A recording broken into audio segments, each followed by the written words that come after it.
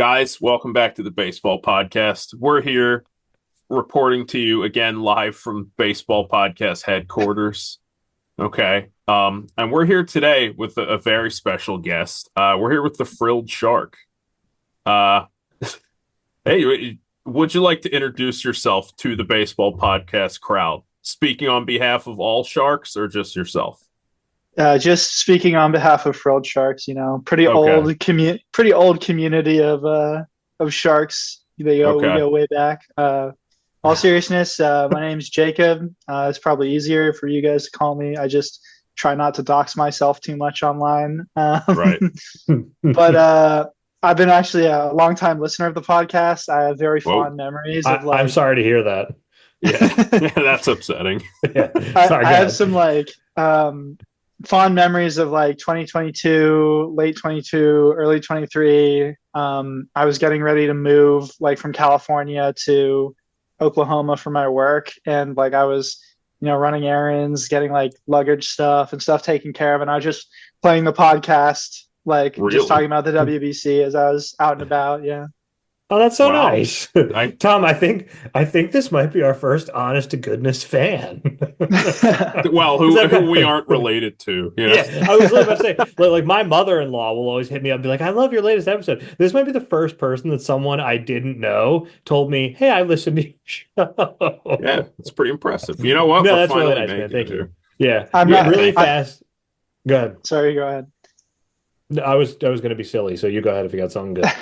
Not even my parents know I make baseball stuff. I should probably my dad's a huge Giants fan. He's a big Giants kind of sort of pocket Padres fan. So I'm sure he'll get something out of it, but he's not a huge international baseball guy. Well, he's from San Diego, but he moved to San Francisco before he had me and my sister. So Okay. He's a man between worlds. Yeah, a little bit. Okay, that's what's in. But you could get him on wasn't Dave Dravecki a Giant and a Padre? He'd be the That sounds ultimate right. Dave Dravecki fan. Yeah, maybe I think he likes Bob Melvin. Bob Melvin's also he went There to you go. high school where my sister went to high school, Menlo Atherton High School. So he's a local dude, very local. Okay. Not to And brag or anything, but Mike Sosha went to high school near where we went to high school. Yeah, I was just saying, Mike Joshua went to high school, not at our high school. Yeah, he went to high school at our rival. Isn't he managing Team USA at the Premier 12? That sounds right. Yeah, Yeah, I think so. Okay. I mean, he would be another what? long. I feel that we deserve some of the credit for that then, Yeah, true. Yeah. I'll accept it. Yeah. Well, it is always funny that the WBC likes to trot out, Joe Torre, Jim Leland, Mike Sosha, these kind of guys who are legendary managers. They're a little bit past when they should be managing still. And then Mark DeRosa. It's Yeah. why the change? Yeah. So Do you think it was just Mark DeRosa? It was just the first guy. They were like, okay, you know what? We're going to mix it up. The first guy to raise their hand gets to be the manager. Ready, go. And Mark DeRosa was the first one. They're like, dude, we were really hoping we would get Joe Madden, Now, do you think his hand shot up? He's oh, me. Or do you think it was yeah, okay. All right. Yeah, he looked around and he was like, I'm vanishing. He just looked around and he was like, and they're like, there we go. We have our manager, boys. He kind of managed that way with Daniel Bard. He seemed pretty enthusiastic about it. So Yeah. I don't know. Totally. Yeah. Yeah.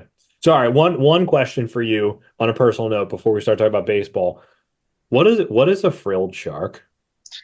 So a frilled shark is a really, really, really ancient species of shark that still exists in the deep oceans of the sea.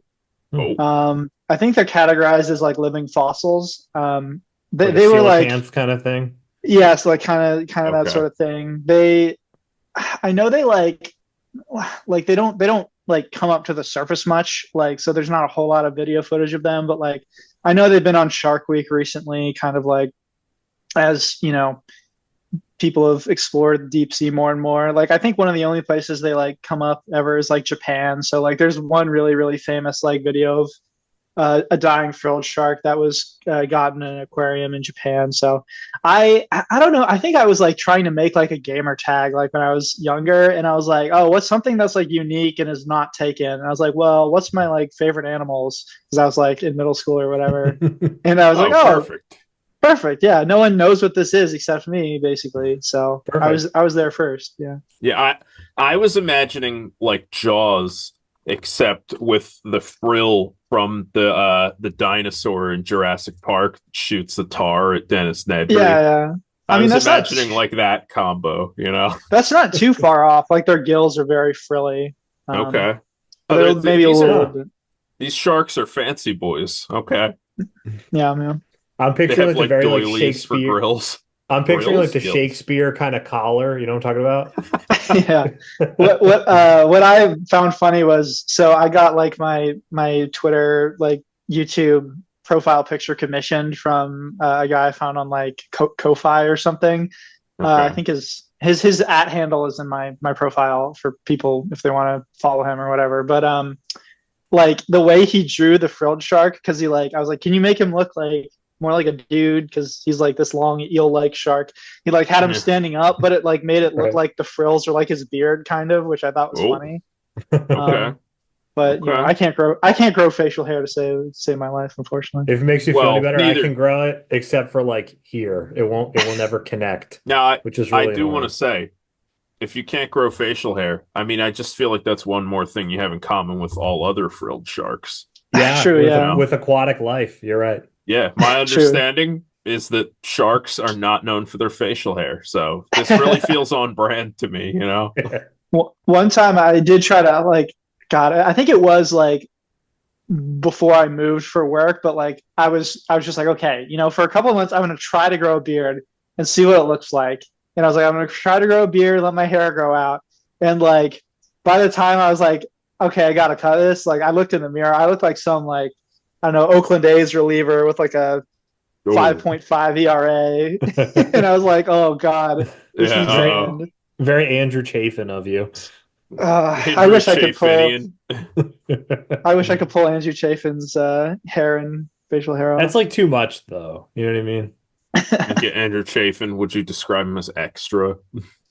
I don't know. No. Maybe he's like a little. Maybe he's like a little extra, but like I feel like he's like so. I feel like he rocks it pretty well. So like he I makes. think it he's work. just like one of the great characters in baseball. Like I think like 20 years from now we'll look back and be like Andrew Chafin, that was a fun one, you know? Yeah. Like because there's plenty of lefty specialist 4 ERA guys in the league. You know what I mean? Like what's to differentiate Andrew Chafin from like Gregory Soto? The look, you know? Yeah, true. So all right, I mean, coming all the Gregory way Soto- back to baseball. Does Gregory Soto walk more people? Because it feels like he Probably. walks more people than everybody, but maybe that's just because we're Phillies fans. That's because we're watching him. Yeah. I gotta say I am jealous of the Phillies because you guys have so many fun international prospects. Like I always just keep coming back to the Phillies, and I'm like, why do they have this guy? Well, like why couldn't the Giants sign him or whatever? Oh, dude, like our boy Gabe Rincones Jr. Dude, I love. He followed me back on Instagram, and I was like, Yeah. oh, dude, He's like the nicest guy in the world. I wish you'd just talk with a Scottish accent 24/7. I think that'd be Okay, great. so really fast, there is a he did it. I think it was the British Baseball Podcast, one Yeah. of those Mhm. where he did it in a Scottish accent, and Yeah. I listened to that before we had him on the first time, and I was like, this is great. And then he comes on and is like, hey guys, how you doing? And I was like, well, Yeah, like, hold on. I was like, what are you Fraud. doing? And he was like, oh yeah, I'm from Florida. I can just kind of like turn it on sometimes. Yeah, I know. There's Wait, that. I There's want that the one. accent. There's like this one video of like this Scottish guy playing this like 1700s style like musket shooting game, and this like Scottish guy is just like screaming like at the top of his lungs in his accent like give him steel boys, and I just every time I see like Gabe like hit a home run or whatever, I just think of that clip. Yeah. Okay. You know what? Yeah, it really probably would be better if he did go around and just really lean into the Scottish. The Scottish But- accent is like one of the like more fun ones in the world. You know, Yeah. like we had this guy on named Paul Convoy, who's the president of Baseball Scotland, And I don't remember that much about it. But I remember at one point he told a story, and there was some guy called Wolfie. I'm assuming his last name was Wolf. They called him Wolfie. Wolfie, but he was calling him Hmm. Wilfie. And I was like, Wolf. I wish I could do that. Just make like innocuous words sound amazing. But I Yeah, can't. like, Yeah, is it just because we have American accents, or is the American accent actually just more boring? You know? I don't know. It's probably generic because like you see it on TV all the time and stuff. You know what I mean? Yeah, Yeah. you Like I would you grow assume, up there. yeah, like if you go to somewhere else in the world and then you speak with an American accent, they're kind of like, okay, yeah, I've heard this before. You know, there's not like Yeah. a nice like English accent or something. You know, Yeah. we're way far afield here. Yeah. Uh, Well, we're on the field of internationality, so That's we true. are on Speaking that. of international players, what was that? What was that Sam Aldeguerri trade, baby? What were you doing? What were the Phillies doing with that one? Dude, I Okay, don't know, man. here's the thing. So here's the thing. I like Gary. I don't know that much about Clausen, but he seemed like a decent enough prospect. But Yeah, he's pretty decent. I kind of view it the same way. I don't know if you remember in 2022 they traded a guy named Ben Brown for David Robertson. And Ben Brown is now starting for the Cubs and he had a pretty good rookie year and he's supposed to be pretty good. And so it's one of those things where when you look at it, it's like, man, I would love to have 6 years of Ben Brown than the half a year I got out of David Robertson. But David Robertson totally did his job. They went to the World Series and he was like decent for a half a year. Obviously, you want to win the World Series with a trade like that, but like Mhm. Estevez, I know he fell apart against the I was Mets in I that was saying one I don't game. think you can say that about Yeah, I Estevez. know, but what I'm saying though is like he gave them the bullpen depth they needed. And listen, if they had played like a hard fought series and just missed out because Carlos Estevez blew it, that'd be one thing. But it's one where it's like he sucked just like everybody else in the NLDS, and he Yeah, was good the rest of the year. So like I have no ill will towards him. You know what I mean? Like I think the Yeah. trade gave you what you wanted it to give you in the regular season, and then the postseason didn't matter because they fell apart anyway. Um, and like I I think mean, Aldi Gary's gonna be a solid like number four, number five type in the big leagues. Like I don't think he's gonna be like the ace that you wish you never no, traded away. I think it's gonna be kind of like, you know, when somebody gets hurt, it would have been nice to have him come up and give you 5 innings, four earned. You know what I well, I mean? guess yeah, the part of it is that they gave him Gary and then also sent Clausen over, who's like also a pretty decent prospect in his own right. And it's like, Estevez is good. One, Estevez outperformed his peripherals like really hard this past season. So, it yeah, he kept it together, so it worked out. But like on the surface, I was kind of like, Well, Estevez but like that was like the going getting real price for lucky. relievers. Like Tanner Scott and like oh Jason yeah, Adams got way Yeah. bigger packages. Like it was one of those things where it was like in a vacuum, I don't like giving up this much for a reliever, but considering the other trades that relievers made, this is probably the best one. You know what I yeah. mean? Like AJ value Preller wise. giving AJ Preller giving the Marlins number 3 through 10 in the Yeah. Padres farm system or whatever. Yeah, Yeah. exactly. So all right, let's go back to international stuff. Sam Aldegheri being a good example. Yeah. Jacob, we're gonna talk about the World Baseball Classic Qualifiers, and you brought up something important that I think we should touch on. Do you know why they're lowering the number of teams involved? I don't. I know Jeff Duda was like considering asking them why they're doing it, but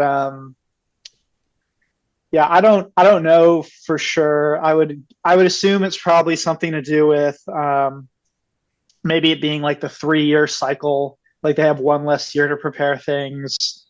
Um, the attendance at both qualifiers last time wasn't very good, which is kind of a little bit on the organizers because the format of the tournament and like when it was scheduled, like in Regensburg, it was like super cold and underwater for most of Yeah. the time they Mhm. were there, and Germany only had to play like 2 games, and And they Germany's also sucked. not a baseball country. Yeah, I mean, Regensburg is like a nice facility, and like that's a like if you were going to hold it in Europe, like Regensburg or like where the Neptunus play in the Netherlands are like probably like your best options. So I'd imagine it was probably something like that. Um, maybe just wanting to find some way to cut costs. Maybe I think maybe they also thought a little bit about like, hey, how much are these other teams like really bringing, like in Mhm. terms of like like in terms of actually being competitive, like to the table, like because they cut France, which sucks because France is on the up and up in the international baseball scene. But like, Pakistan, the talent gap was still pretty bad. Pakistan's like a weird one. Yeah. New Zealand, they really didn't look super great out there No, they in didn't. Panama. So, maybe they were thinking like, hey, we can kind of get away with trimming the fat a little bit. But then, of course, they keep South Africa and China, which is a little bit weird. China, dude, At least- China. At least It's- for China, I'm assuming it's just because that's a market that they really Yeah, want no, to it's- break into. It's the only reason. And China was Yeah. already confirmed to be one of the wild cards at the next Premier 12. Like they basically already came out and said it. Like into the future, just always assume one of the slots in any of these things is going to be taken up by Right. China until MLB. It's just gives not up on happening them. though. Like at what point It's- do you go like, well, all right. Here's what bothers me though. I don't understand why, and this is just speculation. I don't know anybody involved, but from what I can tell, it seems like the World Baseball Classic organizers are really concerned with making money, right? And like the regular tournament in like a United States versus Mexico game, fine, perfect. You know what I mean? I totally get that. You can sell a bunch of tickets, a bunch of jerseys. I totally get that. But the qualifier is like, do you really expect to make money off of Pakistan versus New Zealand? You know what I mean? Like, do you really expect Team Argentina to make you money somehow? Also, when you're playing the games in like Panama, like, Yeah. did you not see this coming in that it wasn't making money? So my thing is like, either do it in a way that makes money, and that probably means a smaller tournament. Like you could totally get rid of like Great Britain and stuff. And I don't want this to happen, but I'm saying if it's just about money, then get rid of the teams that aren't going to make you money, and then host it in like a baseball loving place. And if you're not going to do that, then the goal should be to grow the game of baseball, which in that case, bring France, right? Bring Pakistan, bring all these countries that are making an effort and let them bring their guys and get international experience. But like, why are you trying to do both? Does that make sense? If you're going to have Pakistan there, let them develop. But if you're going to try and make money, then just go on making money. I don't understand why we're trying to do both here. Yeah, it's because I think it's probably because like it's the MLB who's like that WBC is the MLB's thing, and the people who run the MLB really, really, really like their bottom line. So like, I think that's kind of like the biggest reason for that. Which like if you remember like back in 2020 before COVID destroyed everything. That qualifier tournament was going to be exclusive, like for the WBC. That qualifier tournament was going to be exclusively in Tucson. I remember that at the place they're hosting it, the Keno Sports Complex. Which, like to me, was like, that's a pretty that seems like a very penny pinching kind of thing to do. Like when you go from like 4 individual qualifier pools, like all over the place, and then you just are like suddenly like, okay, everything is going to be in Tucson during spring training, and these are the teams. So I was honestly surprised, like back in 2022 when like they talked about the qualifiers for the 2023 WBC, and like it was happening like in places outside of America. I was like, oh, Regensburg and Panama City, that's cool. I didn't expect that. Mm-hmm. Yeah, I agree. I agree 100%. So, I mean, I think they're probably right that they took away 4 teams, or we're assuming they're taking away 4 teams just to probably save a little bit of money. And like what, if from their perspective, like what's the point in letting New Zealand just go out there and be a punching bag? But I just don't understand it. Like, why even have qualifiers at all at that point? You know what I mean? Like, I feel like the idea of qualifiers is kind of like a pre-tournament of like, there are a lot of teams that probably aren't on the level of the U.S., Dominican Republic, all that. So let's let them battle it out and let the best of those sneak into the tournament. Right. Like if you're going to do that, then make it, you know what I mean? Then just make it about that. Make it about letting the lower level teams battle it out. Like, why are you contracting it to try? Like, it just doesn't make any sense to me. Yeah. I think Which is something. The question that I would ask would be like, and I might be asking the wrong question here, but like, how much money are you really losing on having like Pakistan come over and play 4 games and, get mercy ruled in all 4 of them, and then they go home? Like, are you really losing like anything other than a rounding error in MLB's budget?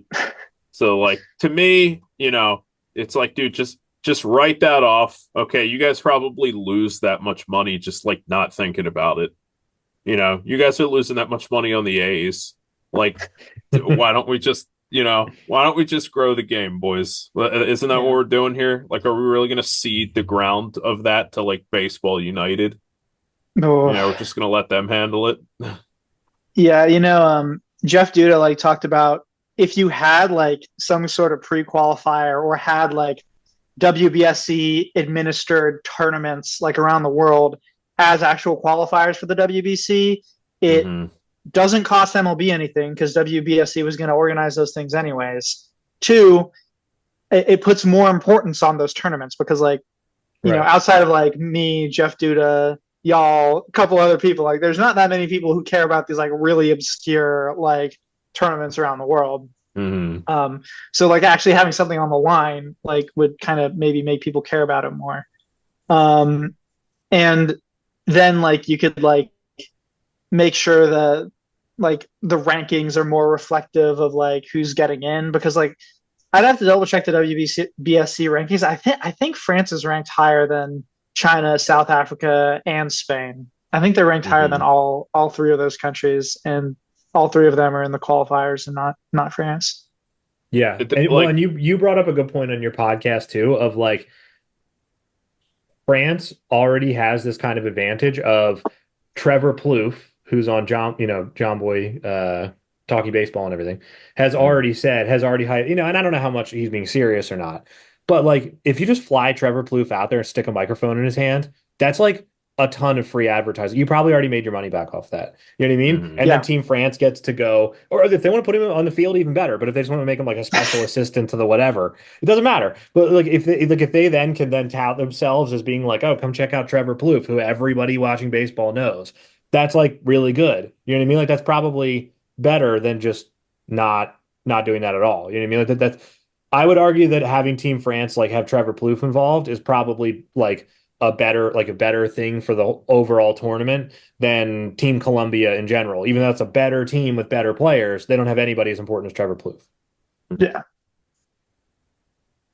But like, yeah, I mean, like, I guess kind of to follow up on that, like, you have Trevor Plouffe, you have this dude with like a built-in media following who is willing to go take it to Team France, essentially.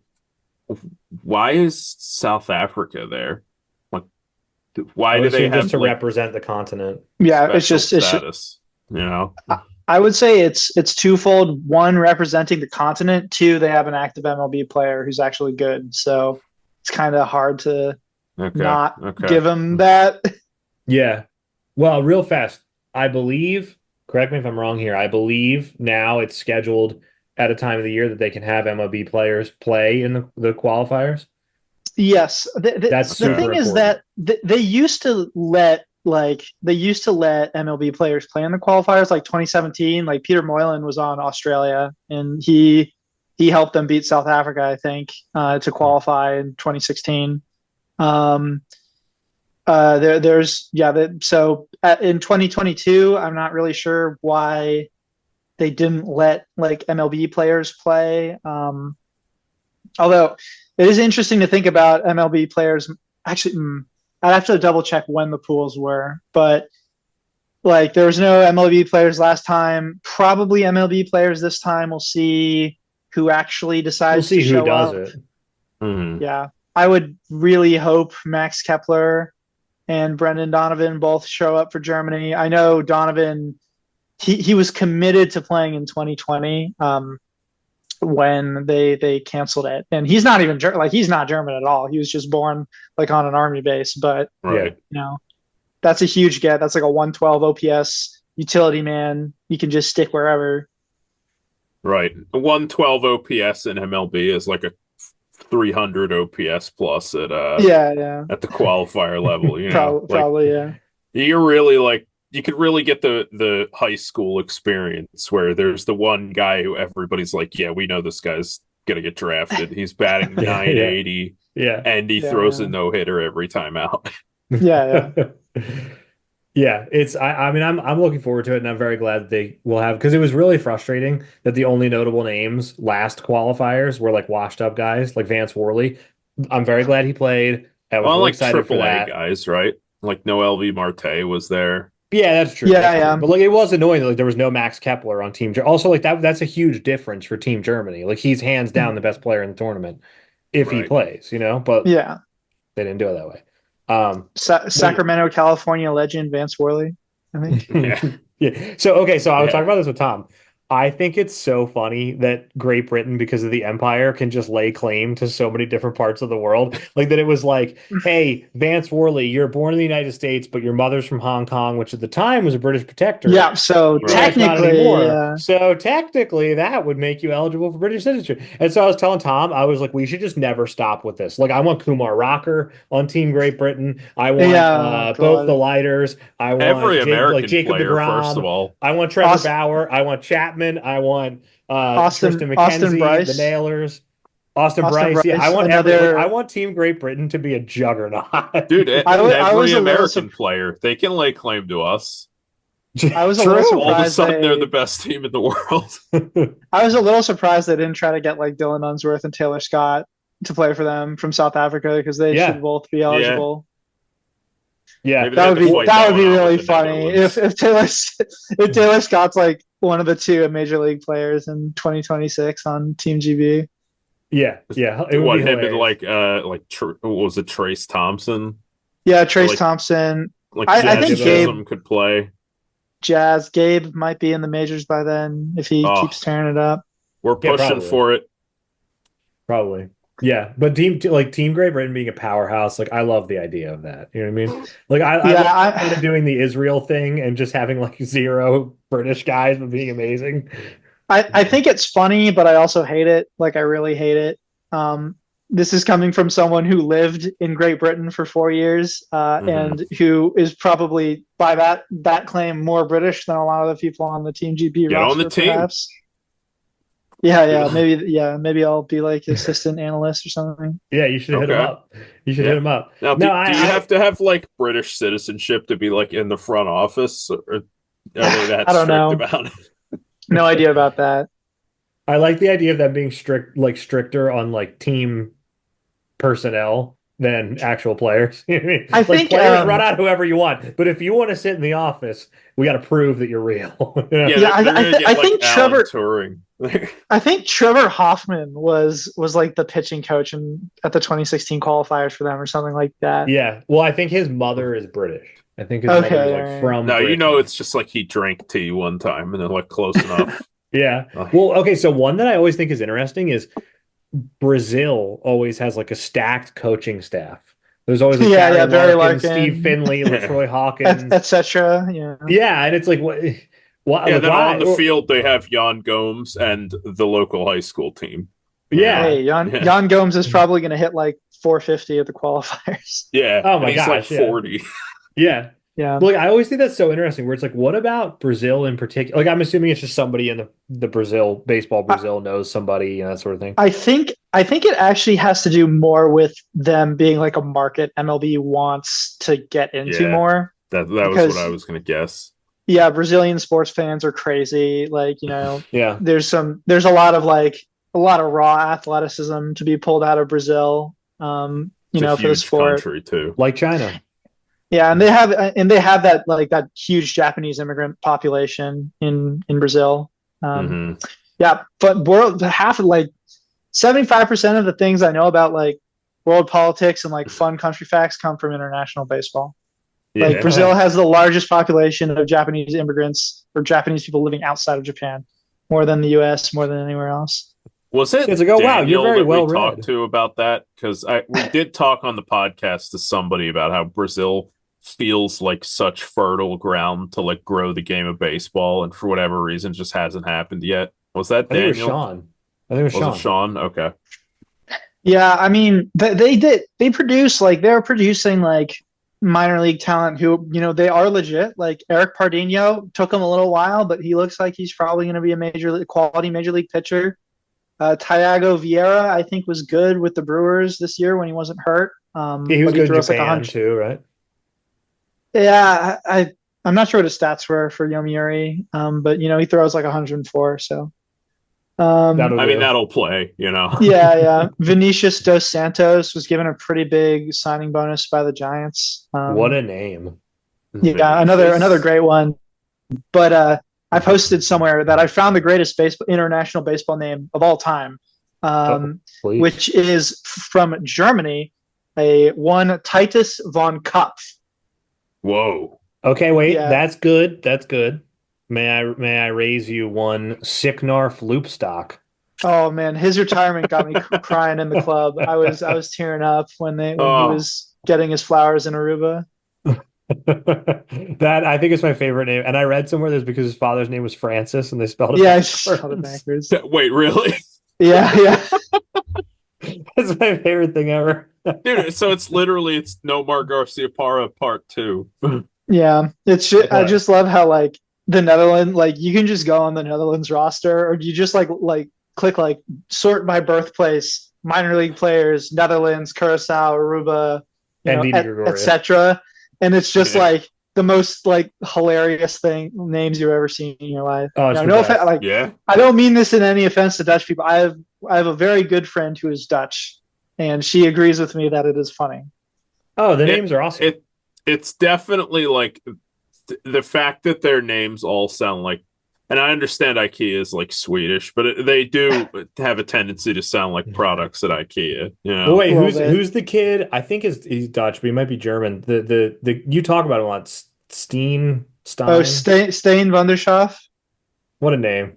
His name's Wondershaft. Van der Schaaf, I think. I think he's. I talked about it. I think he's like half Chinese or half Taiwanese or something, but I'm not 100% sure. Whoa, this iceberg is getting deeper. Dude, he's literally the Mr. Worldwide meme. Mr. Worldwide. Yeah. And then you get some really funny like normal sounding names on the Netherlands, like Dylan Farley and Chris Stewart. Yeah. Well, then you get Win Remmerswal. I don't know if that's like a modern guy, but his name being Win. Like, Remmerswal, yeah. Yeah, don't sleep on Remmerswal.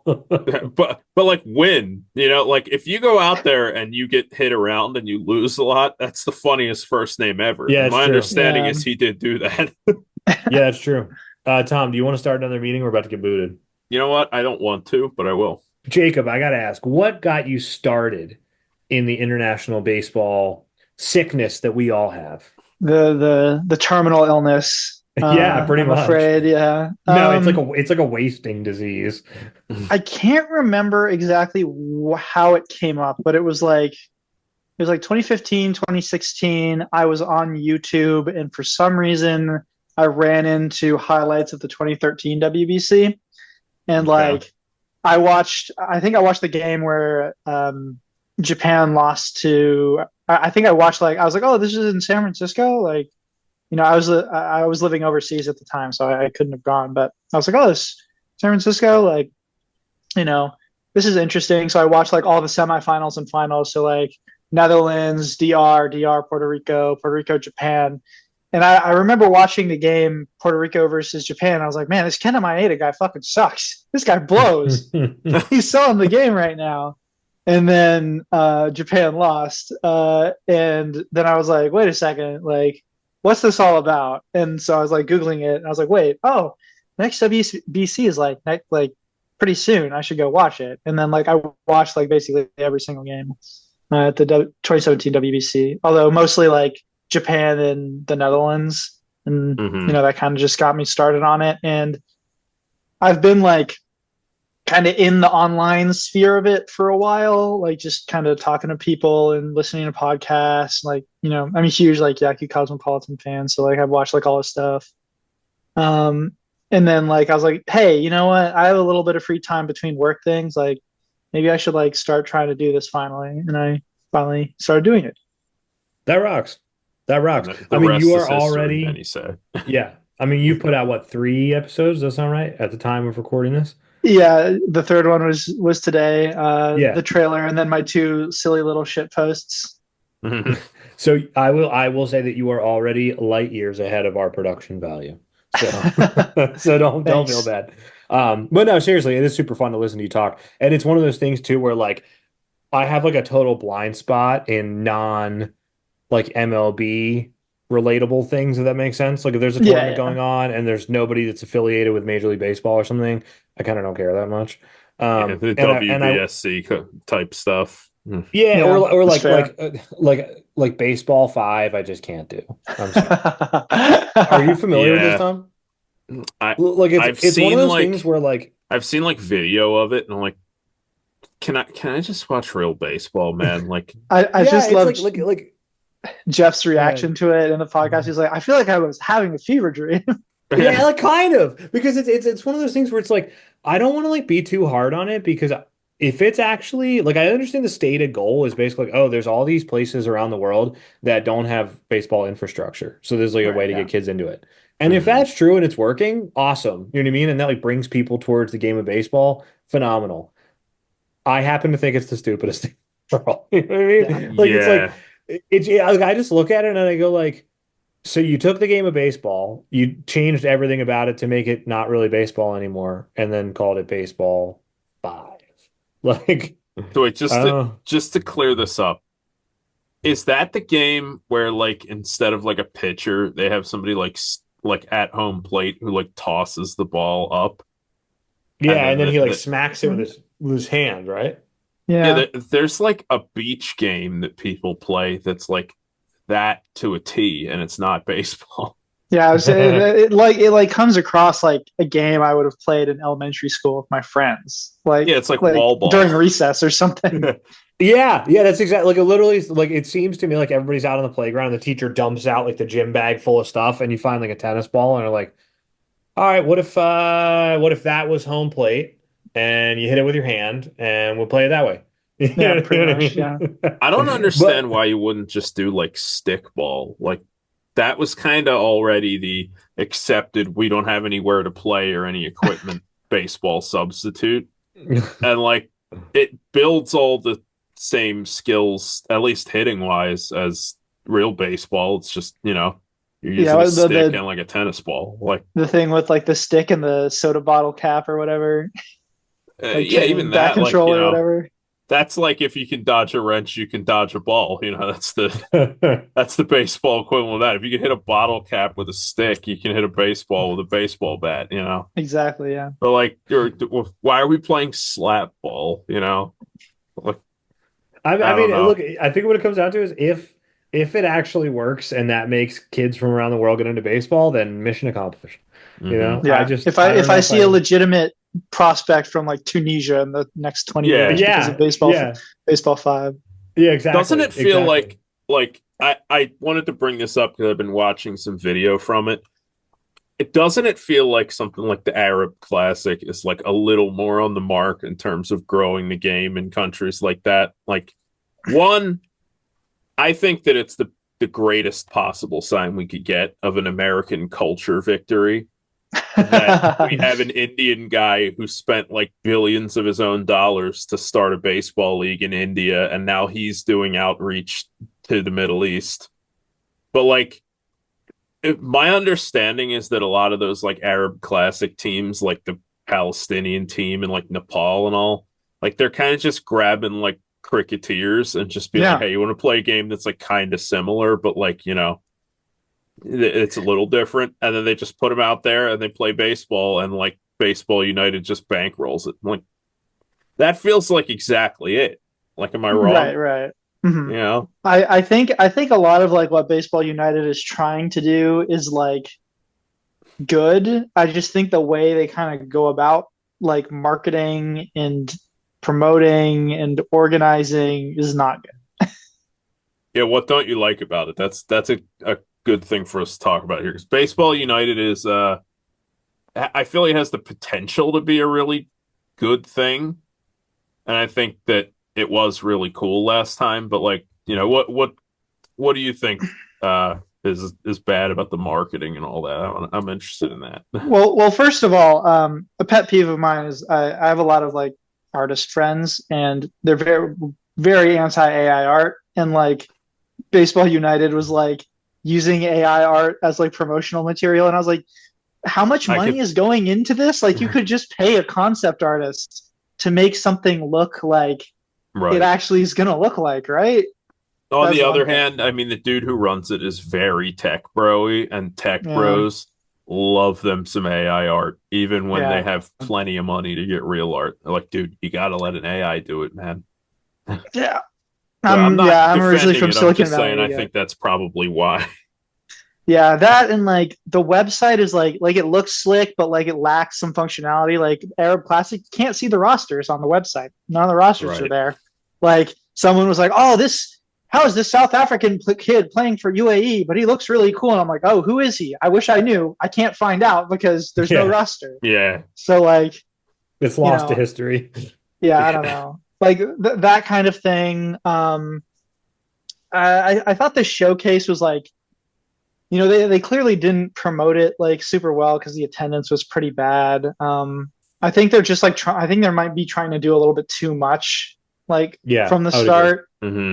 Mm-hmm.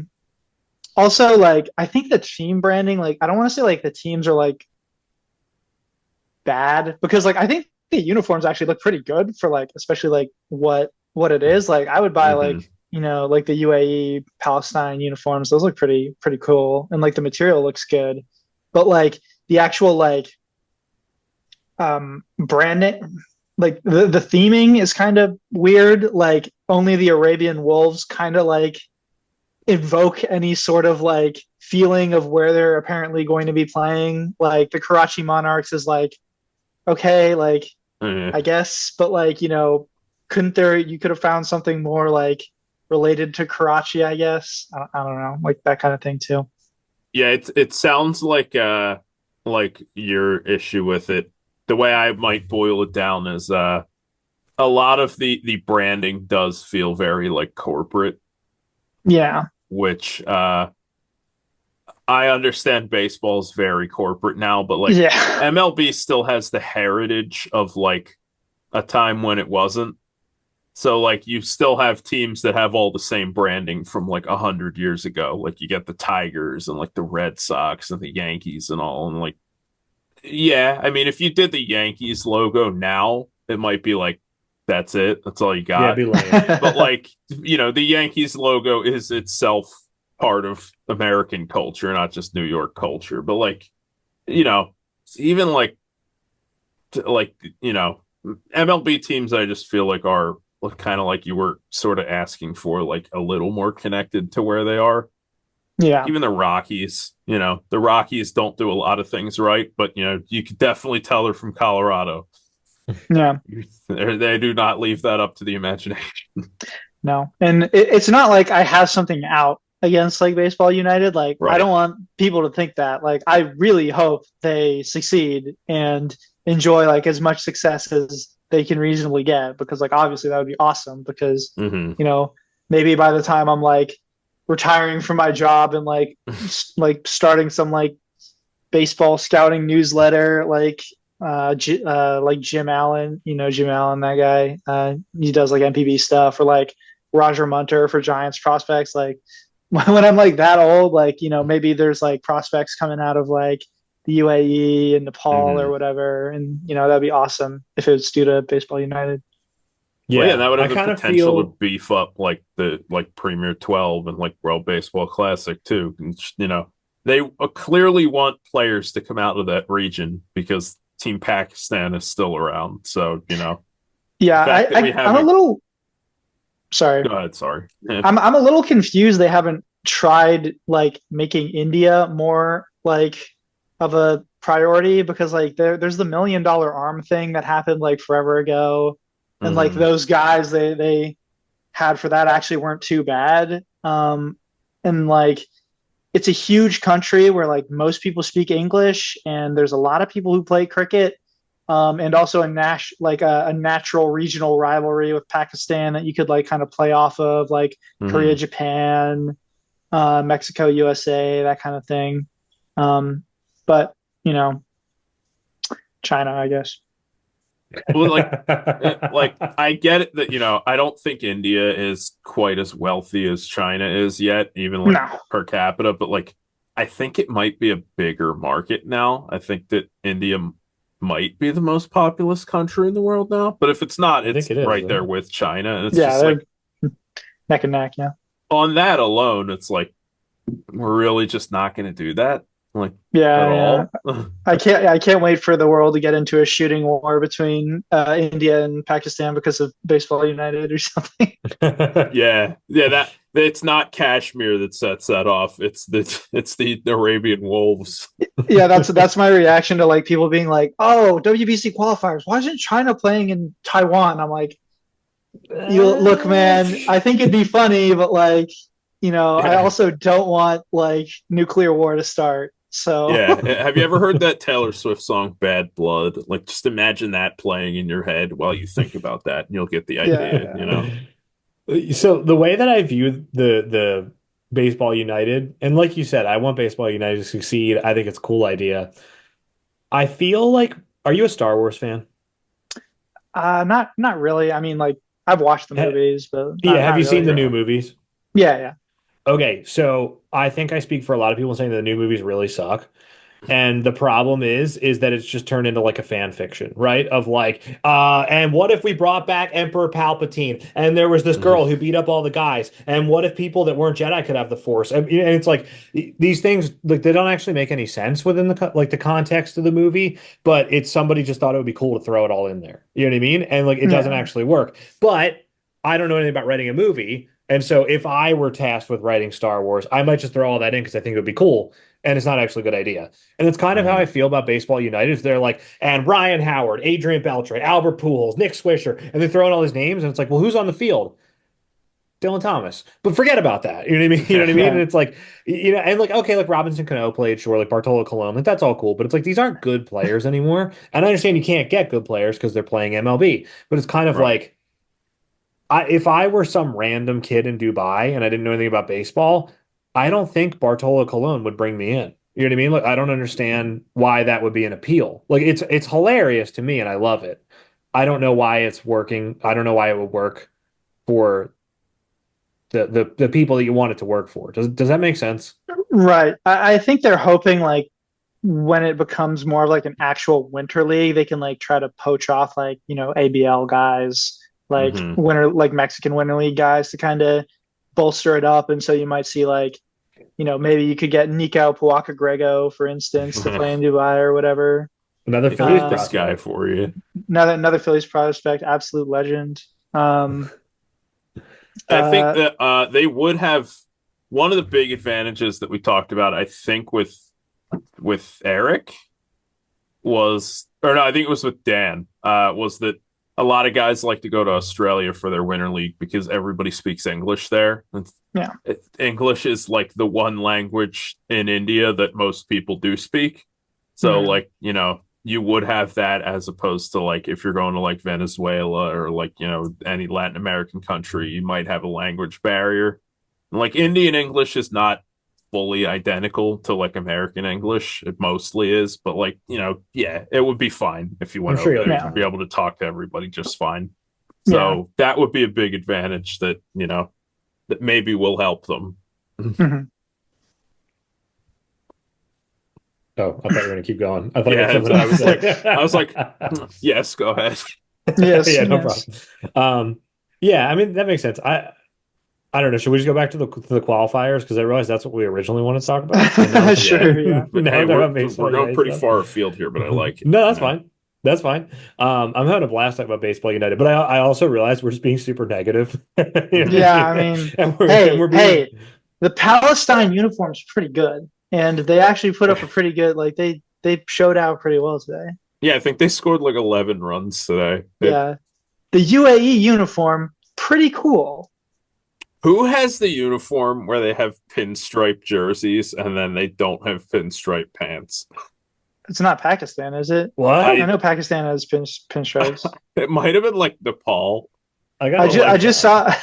saw I just saw like Afghanistan's logo is just like the Oakland A's A, and I was like, oh no, guys, no, we can't be doing Oh, that. they're doing high school baseball. And you know what? If one team deserves to have their logo poached right now, it's the A's. Oh, true, yeah. Yeah, the Maybe A's the I'm aren't doing White anything with their Sox, brand. but the White Sox are not bad because the organization is a disaster. They're just bad because they screwed up.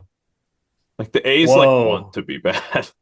I just looked it up because I actually haven't I don't really know what you guys are talking about. Like I know what you're talking about, but I haven't paid any Right. attention to it. Dude, Palestine spanked the ball 17-2. Yeah, yeah. Jeez. Yeah. I didn't even know this was going on. I just looked, like, I literally Googled Arab classic jerseys. Like, I was like, I want to see Right. what's. I saw that and I was like, oh my gosh. Yeah, Yeah. clearly Nepal needs to up their game. I think Nepal's is funny because like they have like one of the craziest like coolest flags in the world in my opinion. But like the logo on the cast like kind of just all over the place and is a mess and like So some of these aren't uniform that and bad. I think the Nepal cap is pretty cool. How it's got the flag like on the top of the N. I yeah really Yeah, like the Saudi I'm Arabia trying to just pull them says. up here. I really like the Saudi Arabia just says KSA. yeah Yeah, Good job, fellas. yeah, we did it. We made a uniform. Oh, okay. So here I can relate this back to the World Baseball Classic.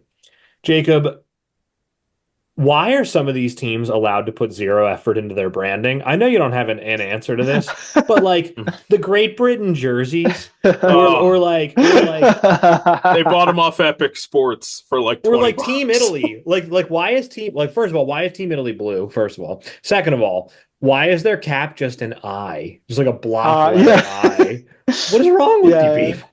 Well, I think Team Italy's blue because I'm pretty sure like that's like they're the Azzurri and like that's their national sport thing. Like they're bright blue. Like I think that's even the case with their like soccer, football Yeah, I think their soccer team is jerseys. blue now that you mention it. All right, I actually fine. do. I actually do kind of like. I did kind of like Italy's jerseys. Great Britain. I have But no the idea. hat.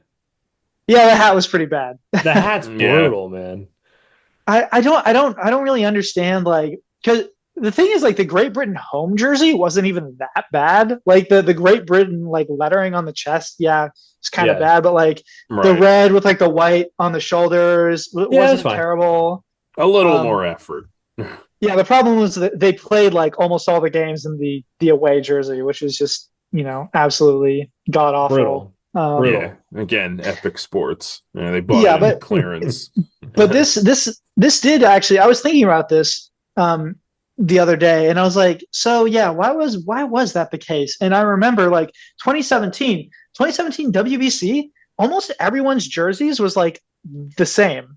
Like if you remember, like That like outside formatting was so stupid with like the gray colored or sleeve. white top and then the colored sleeves. Yeah, Yeah, and like the away gray was like this charcoal that like you literally couldn't see like half the team's Yeah. names. Like even yeah, because they were like in the black. Netherlands had orange and you couldn't see it, or like Puerto Rico, you literally couldn't read it because it was like red and blue on dark gray.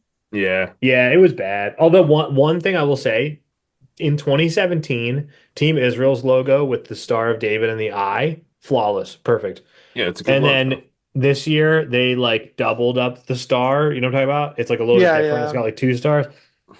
I don't think it's a bad logo. I just don't know why you'd ever change from that perfect one that you had the first time. You know what I mean? Like yeah. that's just I think like gilding the I, lily. I also liked like their jersey in 2017 was honestly better than the one in 2023. Like for Yeah, the the away pinstripes didn't gray, work. yeah, for the away gray, like they outlined the like logo with white, and it was so much better. Like you could just see it, and it looked pretty good. Hmm. I think they And just go then solid blue yeah, I don't know, with like white maybe letters. I think that'd be yeah, fine.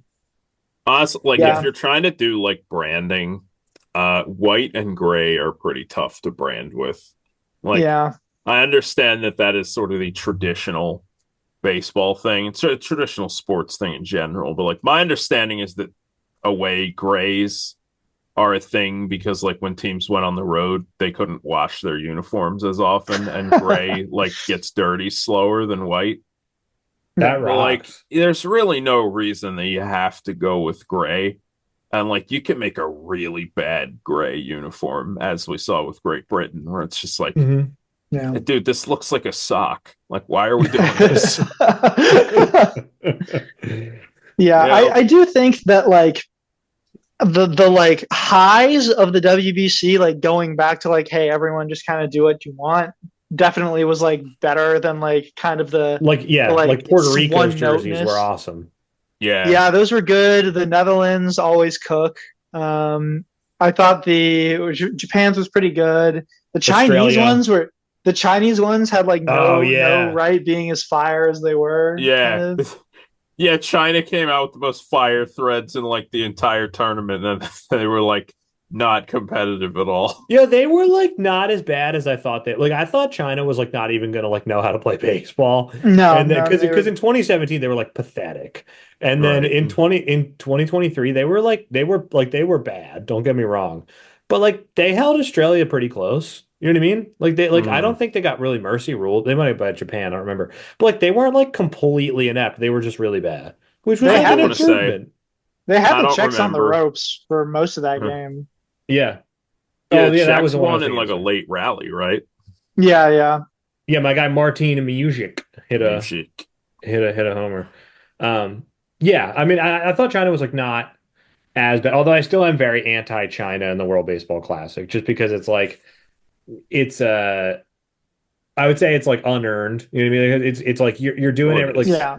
like the powers that be are doing everything they can to keep them in the tournament because for like financial gain, but like that's not fair to I don't know who was a good team. Brazil, like that they didn't Yeah. qualify because you just are Mm. keeping a spot for China. Like Dude, that's even it's like the silly. Philippines seems like they could probably put like a Oh yeah, you want halfway to hear something? decent You want to team hear something together. awful, Yeah. Jacob? I don't know if you listened to this episode. We interviewed a guy named Pepe Munoz, who was involved with the Philippines Baseball Federation, No. and he told us that they were in the qualifiers in 2017. They did pretty well, and then in 2023 they were supposed to be in the qualifiers again. And I think in 2021, like the qualifiers get canceled, they were all They set. were They were gonna there. have They were yeah, there, yeah. they were gonna have Tim Tebow play. It was gonna be a whole thing. And and then in like 2023, or I guess the qualifiers in 2022 rolled around, and Pepe said they like got a call and were like, "Hey, by the way, you're not coming," Yeah, and they you're out. replaced him with Argentina. And I was like, "Oh, why was that? Like, I figured you guys pulled out or something because of the pandemic." He's like, "No, we were all ready to go." And I was like, "What happened?" And they were like, "I don't know. Argentina they thought was a better fit for some reason. Like, it wasn't based on rankings or anything. They just decided." And I was like, "That really sucks. How dare Yeah. they?" You know what I That mean? sucks, but Argentina was probably better Ar than them. Yeah, They kind of went Argentina was actually off. really exciting. But see, that's another one. But like, why don't you boot Pakistan and let Tim Tebow go play? You know, Yeah, Right. yeah. Tim Well, like Tebow's the Trevor Plouffe thing. Like, would he be good? No. Would he be super fun and get you a bunch of headlines? Yes.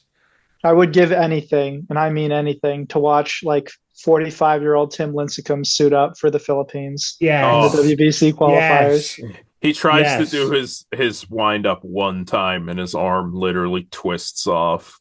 Yeah, yeah. Yeah. I think I like made a joking tweet about it. It was like Anthony Volpe hits a huge home run to cut the lead down to like 14 after Tim Lincecum walked 9 batters in the first Yeah. inning. Oh, is this the It's like the it's Chris the Bosch meme? Chris Yeah, Bosch yeah, hits a huge three to cut the lead to 60. yeah, yeah, it's the Angels thing, of like Trout and Ohtani both homer twice as the Angels fall 10-8, yeah, um but yeah, I mean like the Philippines I think absolutely should be in a qualifier, and now that they yeah. made them even smaller, Yeah. they're not going to be, and I think that really It sucks. feels extra bad with China just getting like a free pass in there too, because like it doesn't seem like China cares. And like Now in eh, fairness, China could and this is like I like to, like you follow Sean Spradling, right? Dream team rosters he's always doing. yeah. If China got all their guys, they could be pretty good. You know what I mean? They could Yeah, have like Brian Wu, Connor Joe, Mark Matthias. There's other people, Colton Yeah, Wong they and his just don't brother. try because they don't care. Or, I mean, honestly, if you're Colton Wong, like what incentive do you have to go play for China? You know what I mean? And Right. also, like, yeah, there's a good chance that people that emigrated from China aren't super big yeah, fans of China. You yeah. know? I brought that up in So the podcast. I was like, yeah, we can like go on and on about how, yeah, Keston Hero would be good on this team, but like, is he actually going to want to play for them? I don't know. Right. right, right. I mean, it's like I know that Vance Worley, because he's from Hong Kong, and that geopolitically is all confusing. That he like I don't know if he was offered or just they kind of put out a feeler, but Team China like he would have been eligible for it too, and he's like, He's like no. about that. I Yeah, think it really does just come down to like the MLB looks over at the NBA and they're like, dude, we see how much money they rake in from the fact that Chinese people love the NBA. Mhm. We need a piece of that. It's like it's not happening, boys. Although Yeah. I will say, at the U23 World Cup that they held in China this year, China came fourth. Like, Oh, that was something. They really over outperformed expectations. To be fair, the rosters of the other teams there were not as good as they could have been for the most part, but like, Mm-hmm. you I know, mean, it still counts. yeah, there might be a little bit of something there. Yeah, Okay. I mean, I think it'd be nice because I mean, like I said, like I think it'd be fun because if China could get all their guys, they'd be a good team. And at the end of the day, like what I want at the World Baseball Classic is for teams to be good and to play good Yeah. baseball. You know what I mean? So Mm. like, if they can do it, I think it'd be fun. Like if they could put together kind of like a Team Israel kind of thing and just be like, all right, we're gonna like 'cause that is one thing that I think is interesting is that there are teams, and I know that eligibility rules are different because citizenship rules are different, but like the Netherlands.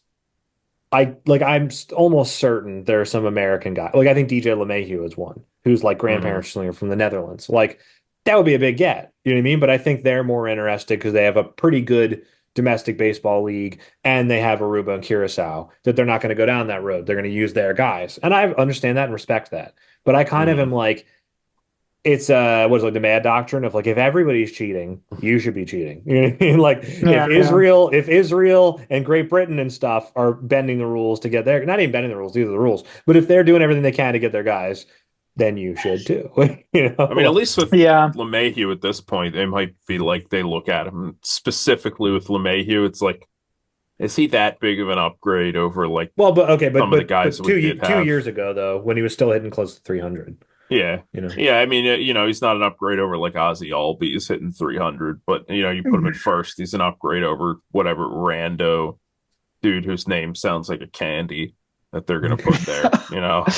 Yeah, I'm not a huge fan of like the Team Israels and Team Great Britain's. Like I don't think like it's funny and like I laugh at it, but like I don't think it's the best way to go about it. But like I understand like when there's so much money on the line and like competitiveness to like kind of like influences how much funding like you might be able to get for your national program from the like WBC. Like it makes sense. I just wish there was like some some roster quota of like guys that have to be like from this country somehow on the team. Like I don't know, like a third is probably ambitious right now, but like maybe like 25% of the roster, 20%. I don't know. I think I was even about if to say that. like even if you saw like movement in that direction, like, hey guys, we're not doing it right now, but like down the road we want to have some sort of quota so that you guys start growing domestic talent rather than just recruiting Americans who went to your country one time,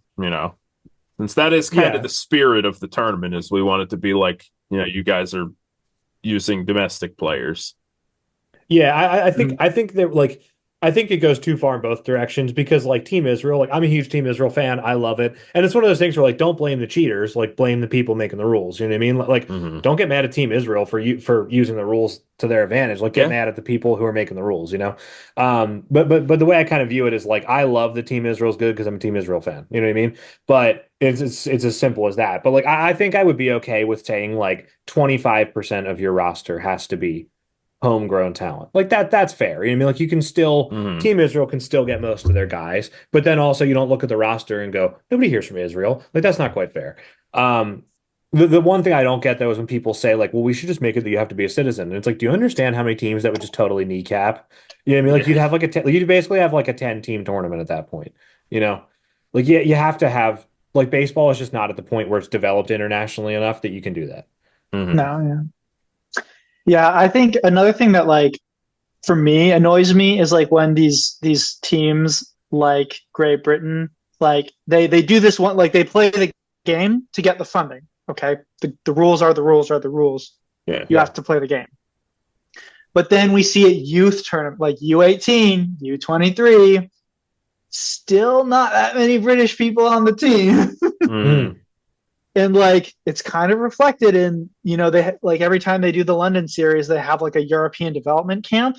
Like there was one British dude there in 2023, I think. Oh really? Or 2022. Nice. Yeah, Jack Warrington. Whoa. One guy. He's from Wales. What was the name one again? Guy. Jack Warrington. There's an article about him. That's a pretty British name. Yeah. Other than that, there's no that guy was doubting where he's flying like from. that guy was flying swordfish during World War II, Yeah.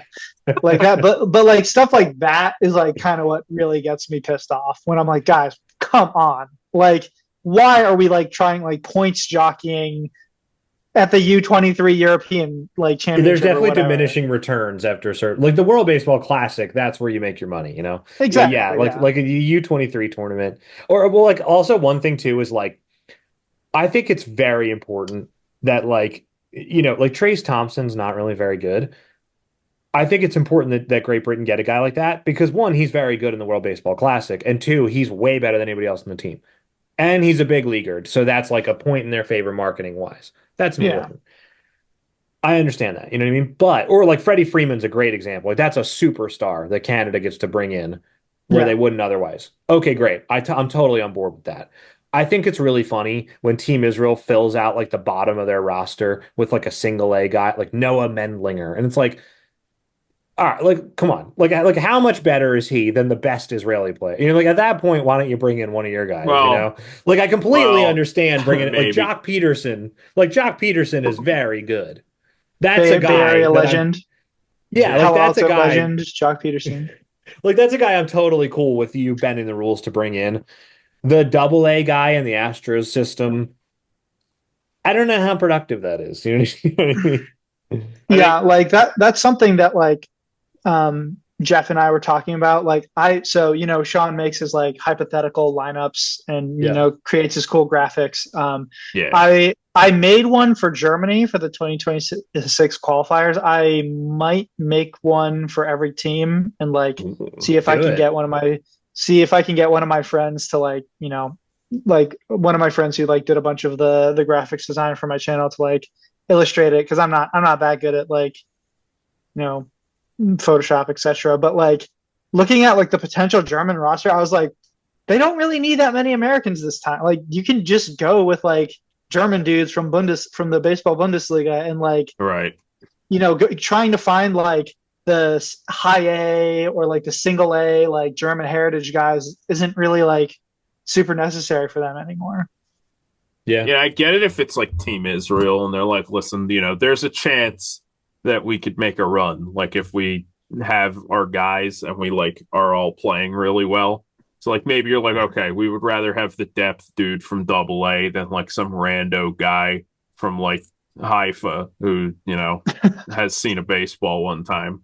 But like, yeah, if you're Germany and you're not making a run on the world stage, it's like, dude, just get like German guys on there. Like we're here to build, let's build. Yeah. Also, we're about to get we are we're at about 1 to get minute. booed. Yeah. You got like 20 more minutes, we can wrap it up? Yeah. Cool, man. Sounds good, thanks. Okay, so we're talking about like your domestic talent versus bringing in hired guns. Like, where do we think the line should be? Are there any teams, Jacob, that you think handle this well? Like, who do you think is really using their domestic program to the best of their ability? Let's see. Domestic program. I think the Netherlands does a pretty good job of like identifying like guys who are still able to be quality contributors at the WBC, like from like the Hoofdklasse. Like Tom de Blok is like he is a guy who really should not be in that league and is like his stuff is good enough that he could absolutely be in affiliated baseball or in in MPB or the KBO or the CPBL. As far as I know, it's a family thing. He had a kid and then just had another kid recently, so it makes sense. But like they're able to identify guys like him and Sharon Martis who are like generally still effective in this in this like WBC context and roster them, while also still getting guys from the major leagues. And I've been critical about them not using enough affiliated talent recently. Like I love I talk about R.A. Franson a lot. He's a Reds farmhand, and he's not playing at the Premier 12, and he was like a sub-in replacement at the WBC. But right. Yeah. Now, how much of that is because of like the fact that they actually have like legitimate stars who are quote unquote domestic because they're from Aruba and Curacao, and they're like, Does that have anything to do with it, or is it just Yeah, they? I think they have like a view. Like I'm not Dutch. At least as far as I'm aware, I'm not like Right. immediately Dutch. I'm German, like all the way through. But like I think there's like a perception of like using dudes from the kingdom as being maybe like more not justifiable, but like more like actually Dutch than like using American people with Dutch heritage. Like Right. we saw we saw Derek West at the last Yeah. WBC, and I cannot remember like that many like American people with Dutch heritage who've ever played for the Netherlands. hmm Well, Um, I mean, that's, more or less what I think we're all kind of looking for. yeah, Um, but I've been critical about them. Like the Netherlands, like the 2023 roster is not that great. Like they had some like they could have gone with some younger options and they didn't. mhm, Like they desperately need to get younger. Like I think they need to find maybe a little bit of a better balance between like the same dudes they run out every single time who play in the Hoofdklasse and like being mhm. like, hey, Hayes Vandenbrink, Brandon Herbold, two 6'6", 200+ pound starting pitchers in the Royals like Arizona complex. Like we don't want to roster them because they're too young. It's like okay, they're probably way better than like some of these guys you're bringing out of the bullpen at this point. Right. You Right. know. Then Franklin Van Gerp. Oh, Yeah. I love Franklin Van What a Herp. That's name. like one of my That's- Giants, another Giants legend, and probably one of my favorite surnames in all of baseball. So I think I want to bring up a team that, for the way I remember it, is the opposite of this, and I'm not really sure why. When I watched Spain, Oh my God, I knew you were going to say Spain. there, is there anybody from Spain on that team? On the most recent WBC, Justin Connell was born There you go. in Barcelona and lived there for 9 years growing up. So Hell he's yeah. basically Spanish. And So Jorge Balboa was born in Spain and was like a 37-year-old pitcher. I don't know if he even pitched there we once. go. So we So got two two guys. guys, and then the rest of the team was all like also rans from like, former Spanish colonies. And Yeah. Noel V. Marte, who's not an also ran, but is also not Spanish. And it's Hmm. like, what was the point of that? Like, if they can't do a team without that, then like, why don't you just have a different country in there? Yeah, I think a good amount of those guys actually emigrated to Spain to play like in the Spanish baseball league. So like Okay. a lot of those like Venezuelan, Dominican, those guys, like if you look at like the qualifier roster, like it has like where they were born, but like where were they playing at the time? A decent amount of those guys like live in Spain and play in the Okay. Spanish league. So, is it like inauthentic to like is it like not servicing Spanish baseball to do that? I don't know, like, but those guys speak Spanish, they live in Spain at least for a part of Right. the year, play in Spain. Like, do you want to deny those guys from playing? It's not I quite don't know Team if there's Israel. yeah, I don't think it has like a easy answer, but like Right. I know there's a guy, Mark Sabat. He is a old Blue Jays farmhand. He wasn't on the roster at the qualifiers. He could have been, and he hmm wasn't. He didn't perform especially well and got released. But Mm. he could have been there. I'm interested to see if Pete Alonso will suit up for Yeah. Spain at the Oh, there qualifiers. you go. I'd love Yeah. that. I doubt it's going to happen, but that'd be fun. No, he's good enough that he'll probably just stick with Team USA. Yeah, because he's Yeah. gonna get an invite. Yeah. It's I kind of mean, like Mark Vientos. Like if he were like not quite as good, then he wouldn't make Team Dominican Republic, and then Nicaragua will probably have a good shot at him.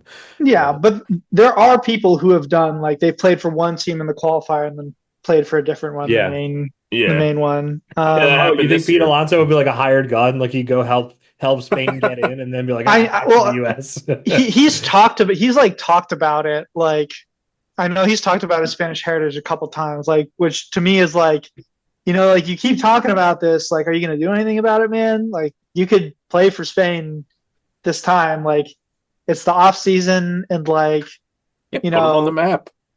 yeah, I don't. I'd like to see him, show up for that. But like, I, I sorry, think go the ahead. funniest part about Pete Alonso playing for Team Spain would be he goes over there and he gets their official, Epic Sports clearance section jersey, and it's nicer than the MLB jerseys right now. Yeah. Yeah, And yeah. he's like, oh, ooh, this is nice. Where'd you This guys this get Span this? the Spanish Yeah. jerseys at the 2022 qualifiers are like really cursed, but like I kind of like them. Whereas like the Aren't white they like pants with the gray McDonald's top. uniforms? Yeah, white pants, gray top, like no outline on the España, so the red just blended into the gray. But like somehow they kind of looked okay. I don't know. I don't know. I think it was because of my boy Ronald Madrano. I think Yeah. he was adding Mhm. that personal riz to those uniforms. I've always been more of an ABL legend, Chris Quitzer kind of a guy. Yo, Chris True. Quitzer, that guy is so funny. There's so spare me like a minute to become a nerd for a second. But there's a video Hey, game. go ahead. There's a video game where there's a character who is ostensibly Spanish, and he has long flowing blonde hair and is like pretty pale. And I was like, oh, there's no Spanish people who look like that. And then I saw Chris Quitzer, and I was like, wait a second, You're hold like, on. oh no. It turns out I'm the fool. Yeah, it turns out I didn't know ball after all. Yeah. Yeah, kind of. Yeah. So all right, so let's reel it back into the World Baseball Classic qualifiers to call it as we call it a day. Yeah. What are you predicting? Who are the two teams, or I'm sorry, who are the four? It's four teams coming out of the qualifiers. Who are the four teams coming out of the qualifiers for you? Uh, from the Taiwan one, probably Taiwan, and I want to say Nicaragua. I think Nicaragua might. It's gonna be tight between Nicaragua and Spain. But I'd probably say Taiwan and Nicaragua. I think Nicaragua probably has enough pitching to kind of like overcome their lack of offense, whereas Spain doesn't have as much pitching to overcome their like sorry, they don't have enough offense to overcome their lack of pitching. Right. Although all of these predictions are heavily predicated on what the final rosters are like. Yeah, we don't know what they're going to look like. Yeah. Yeah, because like if you have like a 1, 2, 3 in the order of like Noel V. Marte, Pete Alonso, Emil Morales, like that's probably gonna you're probably gonna qualify on the backs of those three guys. Yeah, you just run the table. Oh, Luis Guillorme as well. Can't forget Luis Guillorme. Oh yeah, Angels legend. Yeah, Angels legend. Yeah, Braves legend. That's legend. And then in the Tucson pool, I think I'm still going to go. Well, Colombia's going to. I think the only incorrect prediction is that Colombia doesn't make it. Colombia qualifies, and I would go with. I'd go with Brazil still, even though like I'm diehard German fan.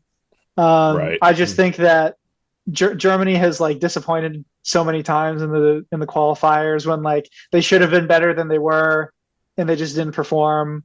And Brazil's going to have like a lot of like higher level pitching that will probably make up for their offense being like Bo Bichette and Jan Gomes and nobody else. Right. So you're saying that we will not be seeing an Aaron Altair World Baseball Classic appearance this time around? Oh, I think he'll be there. Like he'll be on. I think he means a Germany. main tournament appearance. Yeah, Yeah, like main the main tournament. tournament. Yeah. Oh, that breaks my heart, man. It's been a while since I got to watch Aaron Altair play baseball. No Bruce Maxwell in the main tournament. Oh, No, I don't think. I made my hypothetical roster and I was like, can't find a place for Bruce Maxwell. I think they moved past him. Aaron Altair would be there for sure. Yeah, I think Yannick Walter, Brewers catching prospect, is pretty all right for Germany.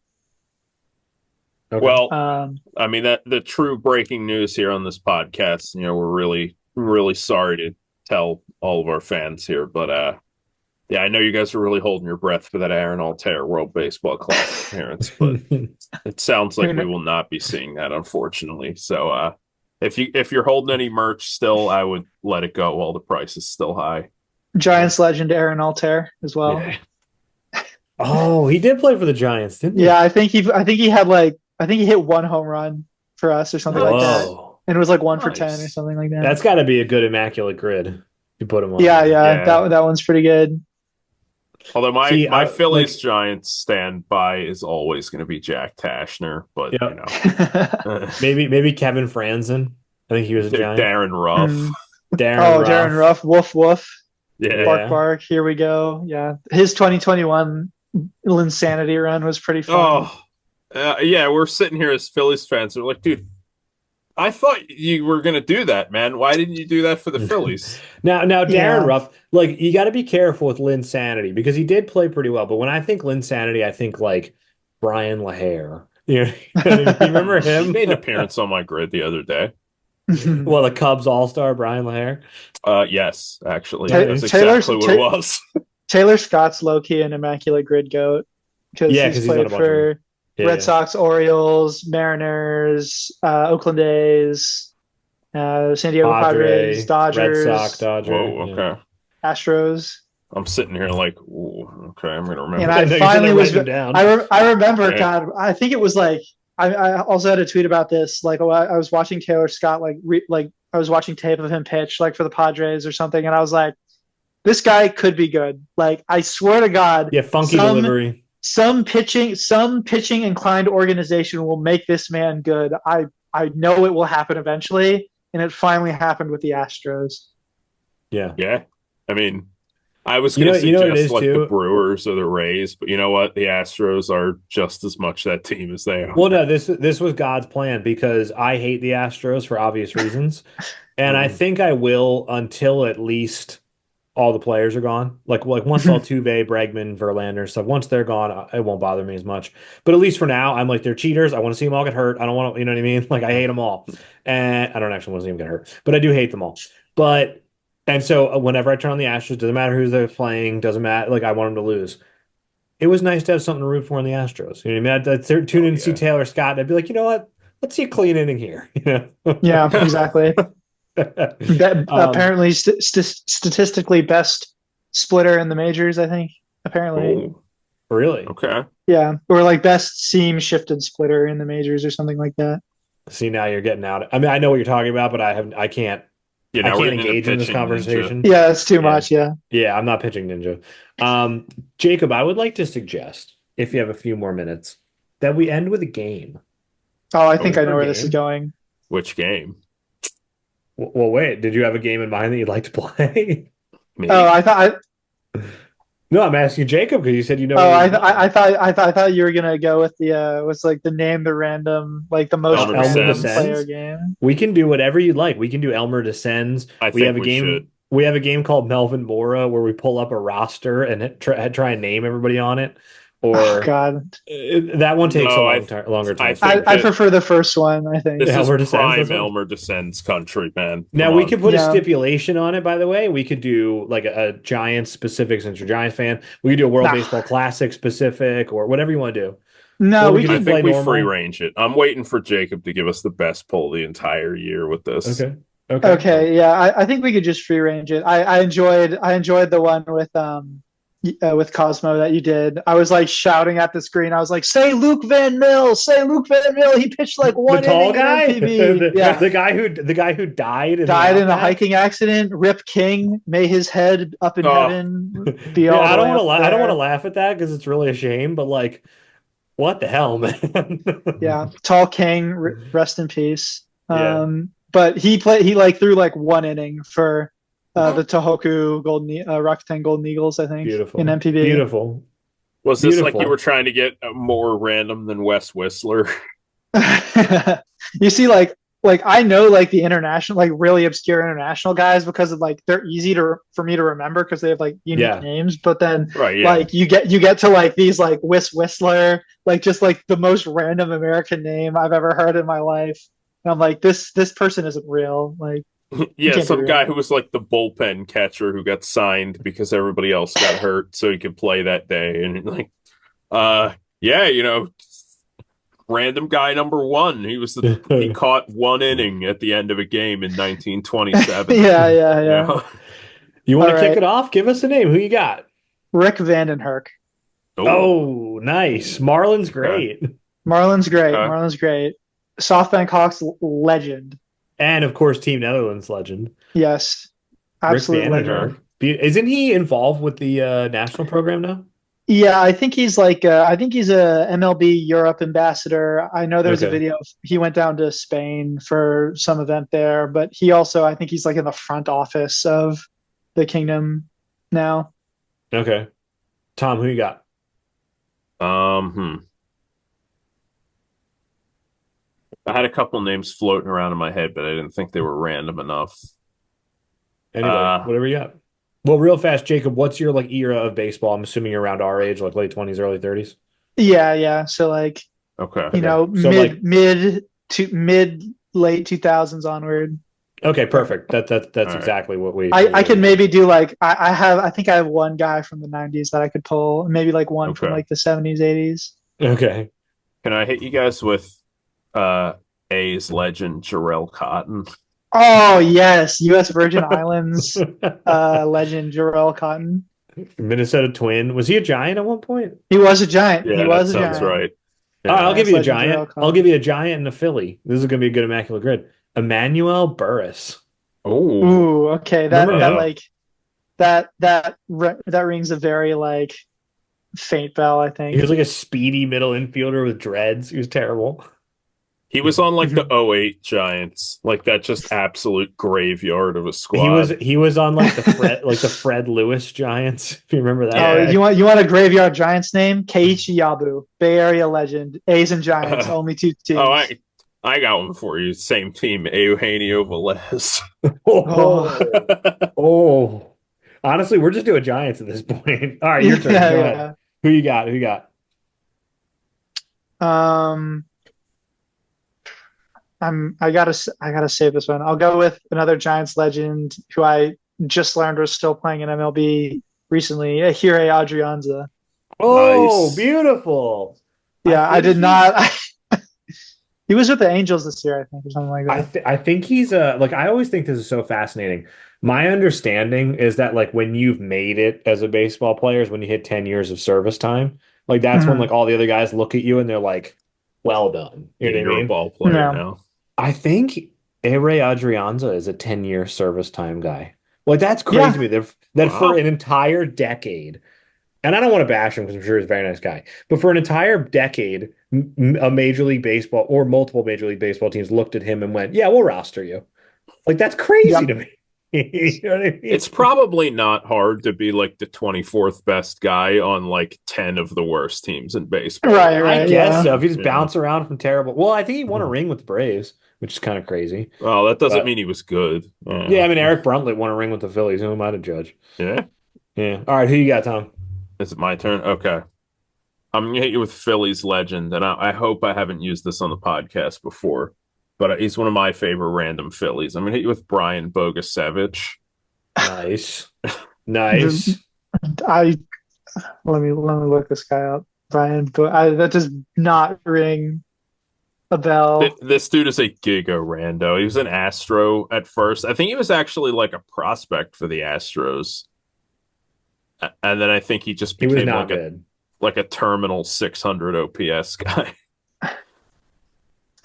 How does it? Oh, okay, this is how it's played. This guy sounds like he'd be on the. This guy sounds like he'd be on the Czech team. As Yeah. like No, a he'd be on like diaspora Team guy. Russia. Brian Bogasevich. he'd join Nikita Moiseyev and Phillies legend Anton Yeah. Kuznetsov. Whoa. Or who's the kid with the American name that just got drafted from like Siberia, the Jewish guy? Oh yeah.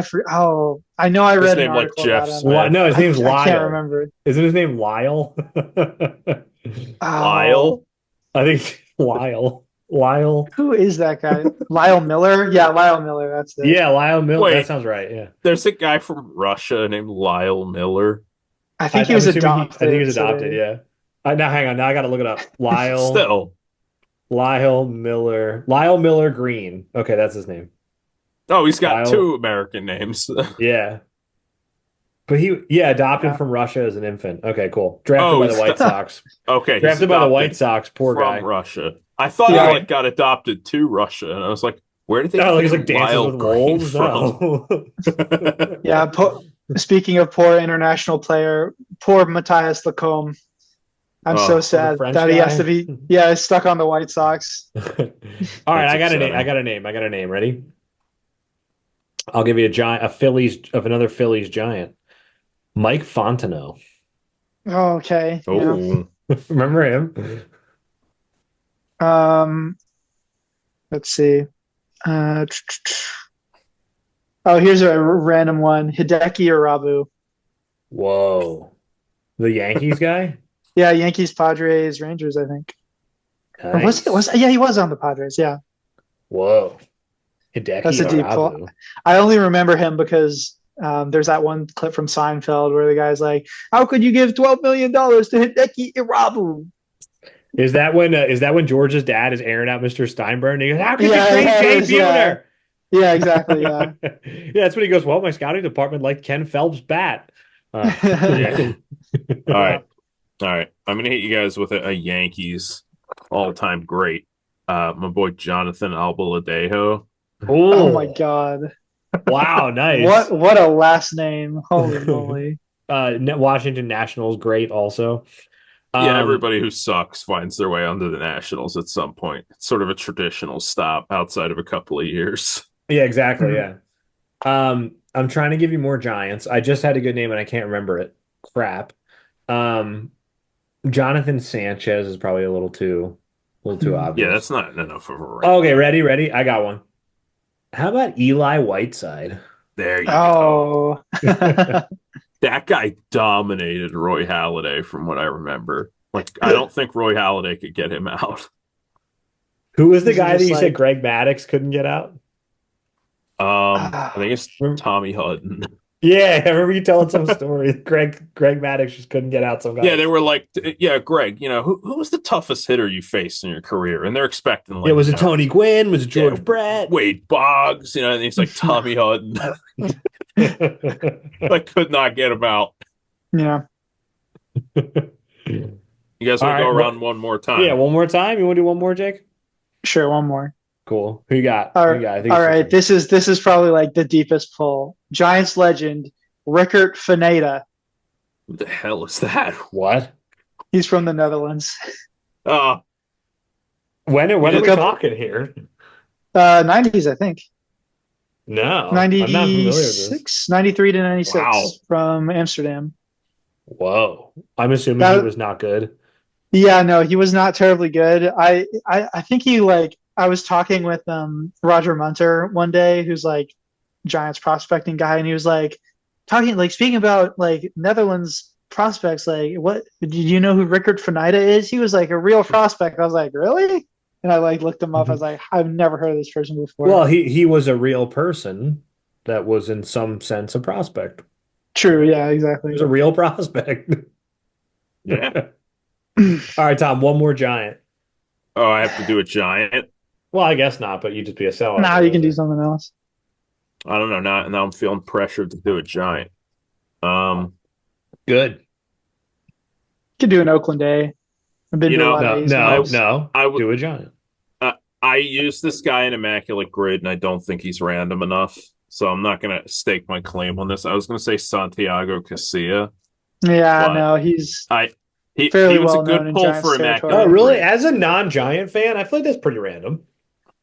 yeah, maybe Was as he a the fact- non-Giants fan, we I think we have a lot of like Santiago Castilla, or we have a lot of PTSD about him. Like, Yeah. Was he the There's fat a lot guy of- who balked in the winning run in that time? I don't think he was fat. Maybe I misremembered. That's all right. I mean, he probably had a little misremember. bit of a gut, but I don't know that he was like, Bartolo Colon fat. I don't know that he was comprehensively fat. Give me a different giant. A different giant. How about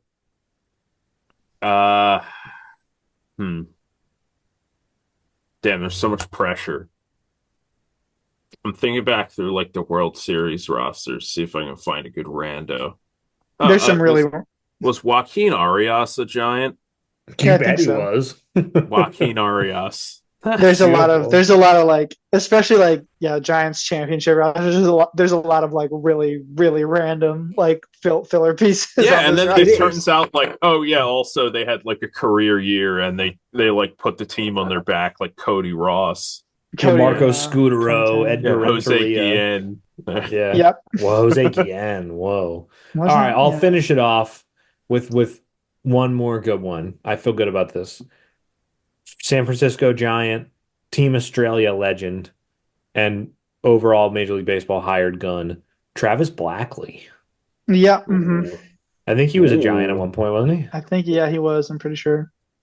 Can I throw in a final? This isn't a rando, but this is just a tribute to the podcast, the Phillies, and the Giants. I got to throw my boy Pat Burrell in there Pat the Yeah, just to Bat. be safe. can't forget Yes. him. Just to be safe. The Giants are like, am I mean in saying the Giants are like lackluster? Like, I feel like they should be. Constantly. Yes. Like, I feel like they should be like a top, like a big market team. They should be right up there with like Phillies, Mets, Yankees, Cubs. Well, even the Cubs aren't acting like it anymore. But Yeah, like, the Cubs are not. They do not yeah, spend The like yeah, Cubs you're right, are you're right. pretty dedicated to But being like, like I an guess like God 87 bless the win team Giants. right They're now. trying. Like, they wanted to pay Judge, they wanted to pay Correa. I mean, and it's just not working out for him. But it's like, I don't know if like Farhan Zaidi ever understood the fact that like Aaron Judge is worth $30 million a year. Taking that $30 million and giving it to three guys that you pay $10 million a year to is not the same thing. You know what I mean? Right. Like yeah, bringing in no, like it's not. Jorge Soler and Sean Manaea is not as effective Oh, as one Aaron hey, Judge. You know what I hey, mean? well, Yeah. you tell that to the Angels, bud. They just made a big swap Yeah, for big Jorge trade. Soler. Yeah. Okay, so I actually kind of like that trade on paper for them. I like it better for the Braves, but like the idea of bringing Jorge Soler to a team that can't hit is like he's gonna hit. You know what I mean? Like He, why Yeah. not? I mean, Jorge Soler does not move the needle that much for the well, Angels. yeah, Yeah, that's I the would. the bigger problem is that they're the Angels, and that's not going to fix their problems. But that trade in a vacuum, I'm fine with. Yeah, Giants ownership loves crying poor and talking about breaking even when, they're in like the most wealthy, expensive city in America outside of like New York. One, completely Hmm. paid off their ballpark. Two, three, literally voted to kick their regional market rival out of the market. Yep. Four, and successfully pulled it off. Four, have a minor league team in San Jose. Five, have like multiple real estate developments that they are like earning money off of around the park, and then they still cry poor. Like, Oh, well, if there's one thing that incredibly wealthy owners of baseball teams love to do, it's pretend that they don't have any money. oh They yeah, turn out their pockets, and instead of like moths flying out of them, like $100 bills fly out. And they're like, Yeah. dude, I got nothing, man. It's like, dude, I saw that. I'm That's tapped. money. I Yeah. saw that. yeah. it's a shame. I hope we're better. I hope we're better in 2025. I do not have much faith that we will be, unfortunately. I'm You don't praying think you're for going to get like a, what was it, 2021 Redux where the team Ah. randomly went off in every possible way and they won like 105 games? They're probably not. Yeah, That was a weird one. that was a really, really, really weird season.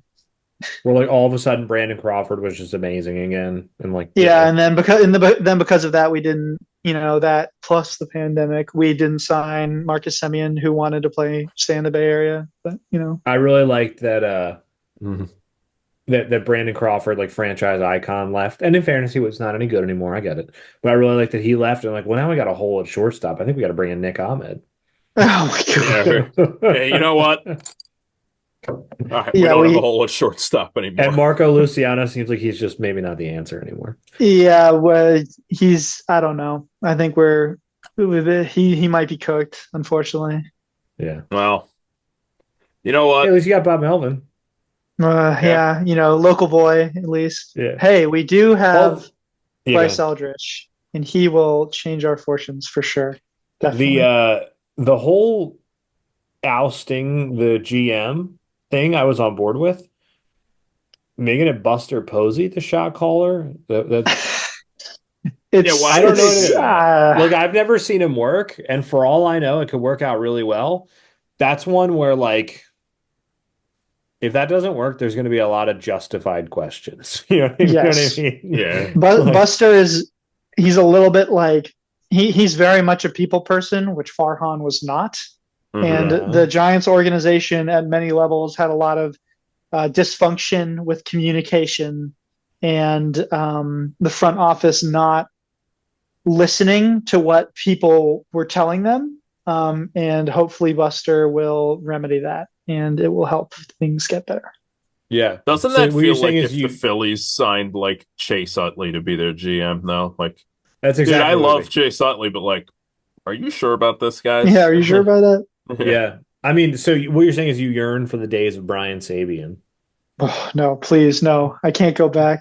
Hey, you got 4 rings out of it, pal. Yeah, I saw someone on Twitter posting about like Trump won the election when we thought this, the woman Democrat would win. The Giants like have ditched their entire analytics staff. We're going back to 2016. And I just responded. Yeah. I just responded with who's the new Jeff Samardzija? Oh, dude, it's gonna be Logan Webb. Webb's suddenly going to be Jeff Samardzija, the Giant. Don't put that evil on my boy. Don't put that evil on Rockland legend, on NorCal legend Logan Webb. I will, because I drafted him in my fantasy team, and somehow, despite being a good like IRL pitcher, the dude was an absolute wash in fantasy. Every game he would go out there. I think because he doesn't strike out that many guys. Well, he didn't strike people out, and he would go out there and he'd pitch 6 innings. It'd be like 6 innings, 2 earned runs. He's looking good, and every outing would be like 11 hits. Like, I heard my intrusive thought was Corbin Burns is Jeff Samardzija in the late 2010s, and I was like, oh no, I'm not sure I can say that. But not if I love Jeff Samardzija. I thought he was a super fun guy. I mean, he ended Mike Morse's career, which was a shame, but he was a fun guy. Mike Morse. He also wasn't even bad. Like Mike Morse was Mike Morse, another fun one where I think his mom's from Jamaica, which means Great Britain could run Mike Morse out there. Oh, get him in. I don't know. I don't Grand Slams. Yeah. I don't know if action. he can swing the bat. I do. But, I'll end it with this. I do really like the idea of Great Britain running out a team of like Josh and Bo Naylor, Tristan McKenzie, Trevor Bauer, even Aroldis Chapman. Yeah, well, Trevor Bauer's going to play for Germany, so they're going to have to hope they don't. And he was over there. Wasn't he over there striking out like middle schoolers in the Czech Republic? Trevor Bauer is an interesting one. We don't need to get off on that one. He played in Switzerland, and he didn't even like actually represent Team Switzerland for some reason. Like he was pitching for them, but he wasn't was he pitching in like street clothes? Yeah, he was wearing like Bruce Chen with the shoes. He was wearing the Swiss hat and baseball cleats and pants, but he wasn't wearing the jersey. Trevor Bauer is weird, man. Trevor Bauer's that tracks, Yeah, and I mean, he didn't pitch that well versus the Czech Republic. He gave up like 3 runs. Nice.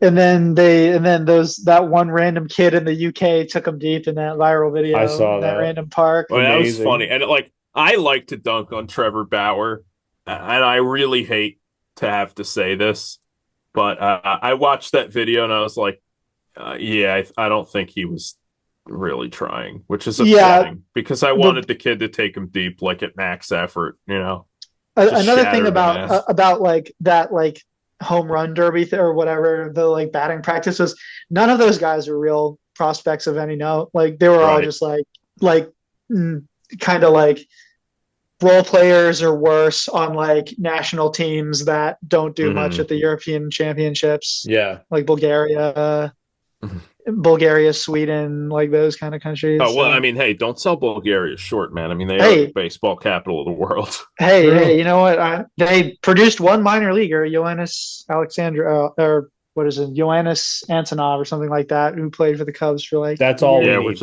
That's all we need. You know, we have a Ioannis from Cuba, and I'm gonna be honest with you, we have the superior Ioannis from I like Bulgaria. ours better. Yeah. You'd probably run Chandler better. Jacob, this has been awesome. This has been super fun. We should do another one leading up to the World Baseball Classic main tournament, which may or may not feature Aaron Altair. But in the interim, may or may not. In the interim, maybe he could be on Team GB. Exactly. I'm sure he's got somebody hiding behind the woodpile. So why don't you plug whatever you got and tell everybody where to find you and what you're up to. All right. You can find me on Twitter, X, whatever you want to call it, at the Frilled Shark, just all lowercase, all one word. My YouTube is linked in my profile, but my YouTube is at Frilled Shark Baseball, and I think it's just called the Frilled Shark. I'm trying to make content as much as I can about interesting international baseball things. So, I don't there's no rhyme or reason to my coverage really. Like I cover European stuff and African stuff a lot because I find that interesting. Perfect. But I speak a decent amount of Japanese. My girlfriend's Japanese, and I know a bit about MPB, so I'll probably cover some of that. Okay. Nice. And your podcast, don't forget your podcast. Yeah, my podcast, The Giant World of Baseball, where we talk about international baseball and sometimes the San Francisco Giants. That first Giants episode is coming, I promise. And I am working on making actual videos on YouTube. They're just very slow because I do not like editing.